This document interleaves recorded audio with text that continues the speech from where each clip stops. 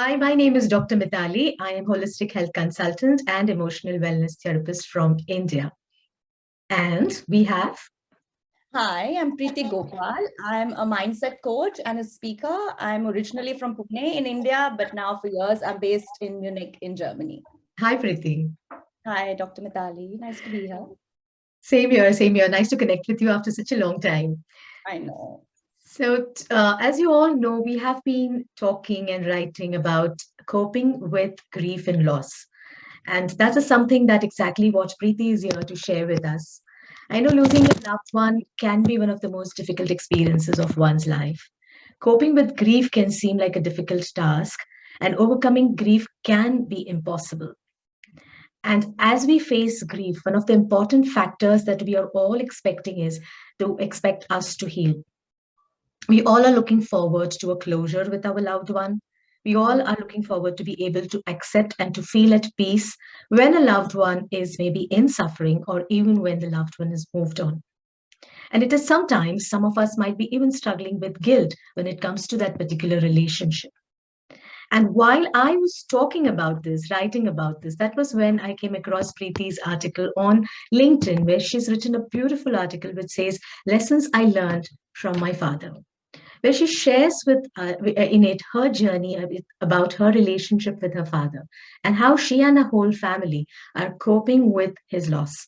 So I would really like Preeti to come forward and talk a little bit more about her experience of what it is like to have Baba around during his last days and also to experience and to cope up with his moving on. Over to you, Preeti. Yeah, thanks, Dr. Mitali. As you rightly said, it is such an important topic, and I don't think life or anything prepares us for it. You just have to face it when it comes. So, as background, I lost my father to he was diagnosed with cancer, and almost 2 years into the diagnosis, he passed away in late December last year. So it's not even 6 months, so it's quite it's still very fresh for us. And but the experience of I was thankfully, I'm so grateful for it. I have got to spend a lot of time with him, although like I said, I don't live in Pune, I live in Germany.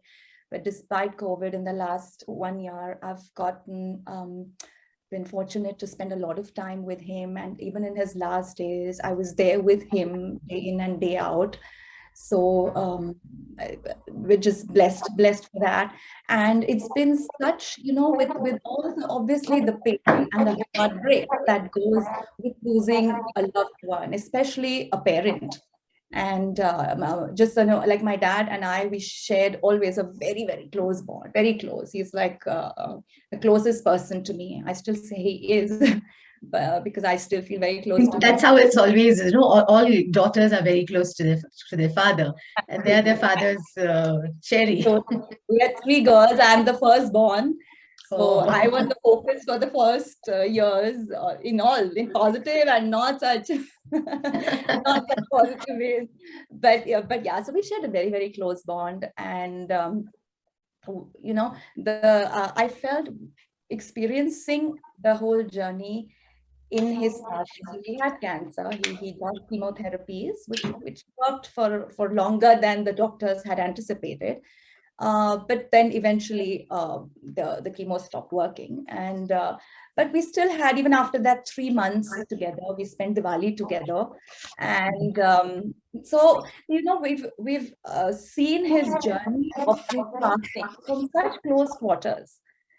And it as heartbreaking and like utterly painful it is, even while going through that journey, I felt like there is some beauty to this. And I felt like, the reason we are experiencing this is not just so that we experience it. There was a big urge in me, or there was some urge inside me, I'm experiencing this to maybe share it with others. I had this urge, And I'm so glad you came forward and you want to talk about it. but There are very I few think people who would be willing to talk about their experiences, especially when in these delicate phases of their life. And I'm so glad that you're wanting to come forward and share. I wasn't sharing it initially. And now, like I said, it's been 6 months and it's coming from me, So I'm just allowing it to come. I'm not saying, oh, I must share it. When I didn't want to talk about it, I did. And now I'm in a space where there is, despite the loss, there is such a beauty. I don't know another word, there's beauty around it. And I feel it's so, like they say, there are no coincidences. I wrote this article and I felt like sharing, talking about it with someone, and you didn't know this. You just, after reading my article, you approached me and said, this happens to be your topic that you're not dealing with, but you're focusing on right now for your Very true, very true. The COVID times have been tough times, Preeti. And in the last couple of months, I have been working with so many people who have lost their loved ones. And, we do the mind body healing therapies, the Heal from Within program. And it just felt right to come forward and write all the different things that I have been experiencing as I'm working with different people, coming to terms with their journey of losing a loved one. Definitely. Yeah, so this so beautifully fit in, and the articles that you are sharing, the heartfelt words that you have of wisdom to share with the people you are working with. They bring, I read all of them, and they're bringing so much solace and comfort to me in this journey. And also, you and I have worked together. I've worked with you on the Healing from Within program. Program. Yes, but I know I approached you for it for some other topic, but that happened to be also the similar time when my dad was going through this. So you've been a part of this journey. So I feel, I feel safe talking about it with you.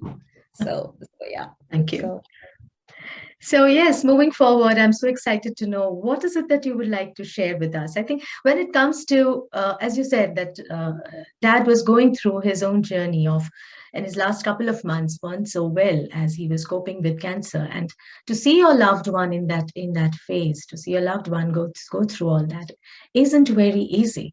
I mean, how did you and your family really? Uh, uh, Cope up with it, stand by him? I mean, what was it like during those days also?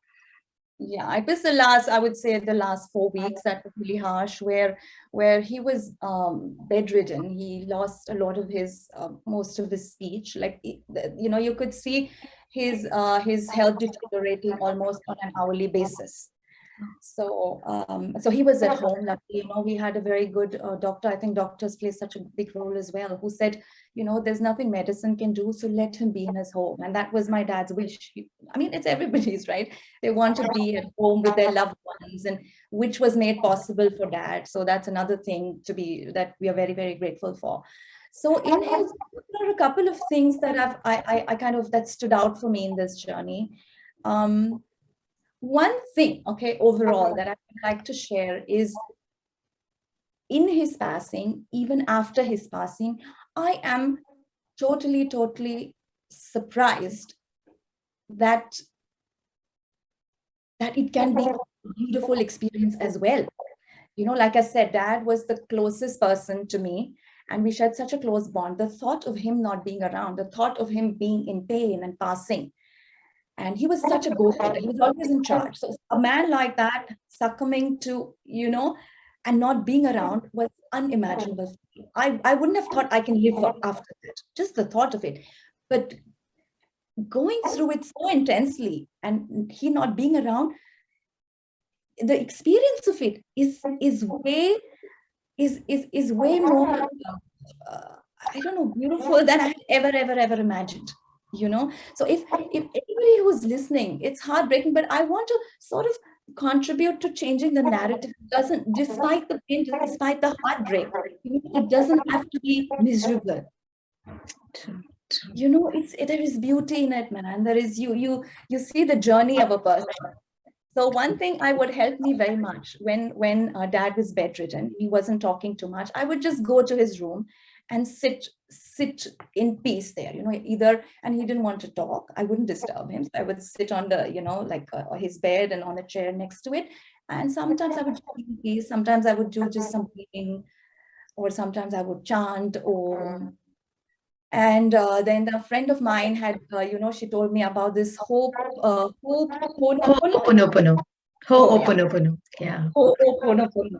So True. that she had told me about this, and it's a very simple and short thing, a healing and a forgiveness prayer from the Hawaiian tradition, and it's True. so True. simple that you say. So I would sit there and say, "I'm sorry, please forgive me. Thank you, I love you.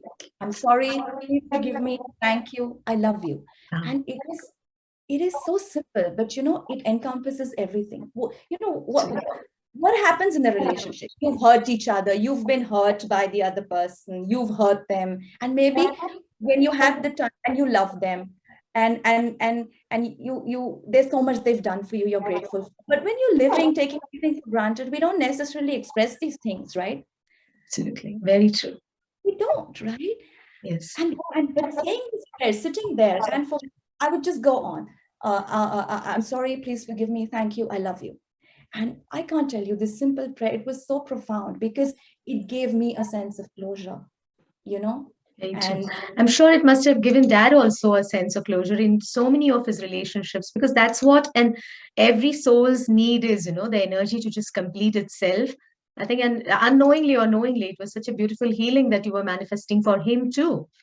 yes, and it was real, like I said, we were not talking. I'm coming to think that maybe, words are a bit overrated in the sense that they cover, we don't sense the communication, subtle communication that happens via energy, whether or not you believe in it. I mean, nobody can deny that there is energy, from a person. So sitting there with no words, no movement, just saying this in my mind, I could feel I really feel the energy of the room change. I was calmer. So, Because I got a sense of closure, and I knew my dad is receiving it. I knew it. I just felt he was receiving it, and I don't know if I imagined it, but there was a sort of a peace on his face. It's like when you kind of tense your muscles, it all let loose. So I could sense peace in that room, and I would go every day, couple of times, and he could sense me, huh? I was not talking to him, he was sleeping, he could sense me.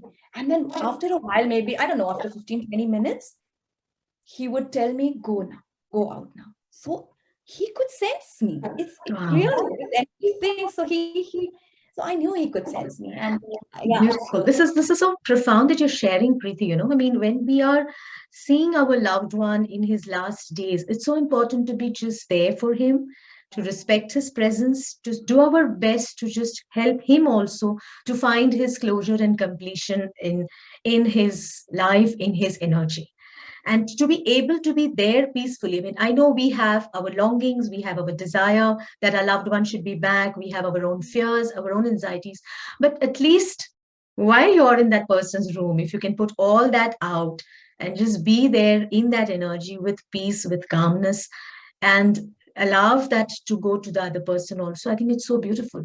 It's so beautiful to be able to bring that calmness to that person, and it's vice versa. He somewhere also communicates, as you said, you could see the peace coming to his face because letting go of life is also so difficult. I mean, even if your body is in pain and your body cannot support you, to stay back with your loved ones, to be there for your loved ones, and to see your loved ones grow, like we all become selfish even in that moment. I know it's not be a very easy moment to pass on when we know that we cannot stay back. And so to make it easy for that person, I'm so mhm. glad these are some beautiful tips that you shared by just chanting Om or just by saying Ho'oponopono in his presence, by just being there silently with him. You made it easy for him also to eventually Let accept go. and let go. See, I have to Beautiful, say, this beautiful. was my dad. He allowed us to partake in his experience. While he could, he spoke. Even when he couldn't speak, he would try to speak. Or later, when his speech was almost completely gone, he would try to express. He would, whatever energy he had, he would try to express something. And then, in those days, my mom and I, we got a feeling for what he's trying to say. And then we would write down, and he would say yes or no. Or, there was one time it was so sweet. I wasn't getting what he's trying to say. And he was always, very he always said what he felt. So one time I wasn't getting what he said. Even in that, like, he communicated something. Are you dumb? in our mother tongue in Marathi, "Kalat nahi ka tula ajunhi." So I'm like, oh my God, how that even we found such beauty and joy even in that, So yeah, we would write, and I say the credit goes to my father that he allowed us to take part in his journey. He took us into that to be able to witness it, and he would tell us. He even once while he could still speak, he said, dying is not easy. I think dying is very Absolutely. difficult. To the point that you said, he's Yeah. letting go of everything, and he said, dying is not easy, but please don't hold me back. Hold me back. Please let me go. And when as you said, we want the loved one to be there, so he could see our resistance, and then he held back. He stayed for us, and then we understood, no, we are holding him back. And then we slowly understood, where he would say to us almost every day, please let me go, please let me go. And then we understood. And then we would reassure him, my mother, my sisters, and Aki, Baba, you're free to go. We are safe. We are taken care of. You've done everything for us. You've given us so much. We feel safe in being, moving on without you. So you're free to go. And I'd hold his hand and say, you're free to go. And Dr. Mitali, like I said, then there was peace on his face. Absolutely. That's when he stopped saying dying is difficult, dying is hard. He stopped saying that. Then he withdrew. Then he became his own person. And the last thing he called us, and one time he said, keep I comfortable. He couldn't say it. I wrote it down. And I said, is this what you're saying? And then he said, yes. And I said, we're 3 girls and our husbands and our families. You said, I said, Baba, that we are there for our mom always. And we are together. And he said, yes, I know. And we asked him, are you at peace? He said, yes. Yeah. And Wow. then and then he So, such a beautiful closure for all of y'all. I mean, not just for him, and even for all of y'all. It's so beautiful to witness. And I mean, I'm getting goosebumps while you're talking to me about this. I can understand what an experience it must be for all of y'all to be in that space, that energy, and to experience this beautiful closure. And while we are talking, Preeti, in fact, I remember something that came back to me during our last session when you said that you just wanted a sign from Baba that, are you okay? I mean, after he had moved on to the nether world, or and you received that sign in his yeah. office. It just came to me in this moment. Would you like to talk about that?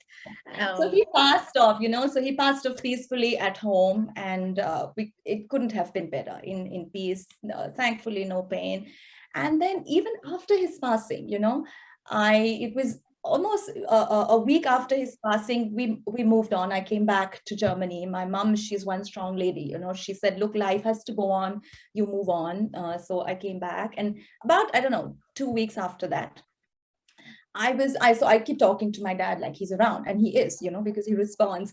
So I said, Baba, just show me that you are in peace and in joy and light. I know you moved on to a better place, but show it to me. Please show me. I said, I don't know how you will do it, but like you always have found a way, figured out a way, figured a solution. He was this can do, will do attitude. I said, even now, I know you will find out a way. I don't know how, just do it, show me. And then show me in explicit ways.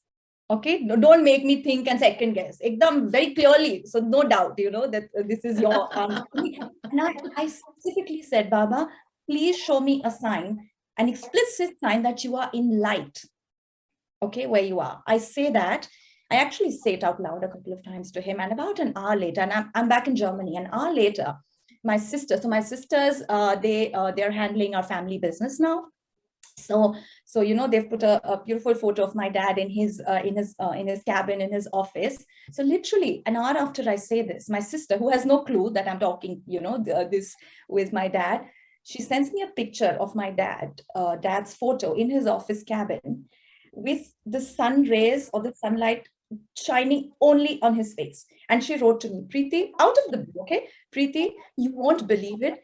Every day at 3 p.m., the sun shines in through Baba's window, and it shines only on his face on the photo frame. Nowhere else is there sunlight in his office cabin. And she sent me a picture of the picture. yes, I remember you showing me that I picture. shared it with you, right? Yes, absolutely. Zoomed out of the office, there is no light anywhere else in the office. It's literally, and it's not like the blinds are down, and just, it's literally only on that space. And this was an hour after. I said, Baba, please show me in explicit terms that you are in light. Now, if this is not Baba being around and experiencing us, I don't know what it is. And I believe, there are no coincidences, So what helps my mom and my sisters and us is he doesn't have a body, but based on what one believes, but body was never who we truly are, right? I mean, that's my belief. So just because the body cannot be seen we can't perceive it with our five senses, the essence of this person is always there, and I feel it now more than ever. Can I share something that I have a 7-year-old son, what he told me? Okay. In this regard, Right, so right. Sure, sure. he was, he is very perceptive and very warm-hearted, So he saw me sort of, thinking of my dad and having tears in my eyes. So, and he picks up every emotion and mood of mine. So he said, "Yeah, Mama, I know you're sad because of Ajuba. I also miss him. I also miss Ajuba a lot. But you know what, Mama? When Ajuba was alive, he had only one body. So you could be with him, or he could be with you only if he went to Pune or he came to Germany. But now, Mama, Ajuba is a soul. So he can be with you anywhere, anytime you like. So now he's more with you Wow. And than that's a 7-year-old child telling you suffering this. more than you need to, honestly. Very Yeah. true. Preeti, it's so beautiful that we got a chance to connect with one another today and really talk about this, such an important part of every human being's life. The one who comes has to go. And when someone goes, the one who stays behind has to go through the journey of coping with that loss and grief. And the way you've shared you and your family's journey is so beautiful. And so glad that you made a choice to come forward and talk about it. You're writing about it in your on your LinkedIn on page and your social media. Keep doing it. Keep doing it. I'm sure many more would like to learn many more lessons. And if you get a chance, we too can get together and chat and see what more lessons and learnings come from your journey. So Thank you. Thank you. It was a thank you, pleasure. Thank everyone. you It for was a having me. pleasure. We both enjoyed. Yes. And I would really encourage anyone going through this, share, we need each other. We can learn from each other's experiences. So whenever you're ready, just come and talk to people. People are so loving, so the more of us that share, the more people we touch and reach. And yeah, death is part of life. Yeah, I want to get the taboo out. We're all going to be there. Very So true. thank you for this conversation. Look forward to it. Absolutely. So a big bye-bye from India, from Mitali. Till we meet next time. Okay, until next time. Thanks everyone for listening. Bye. Bye-bye. Take care. Bye.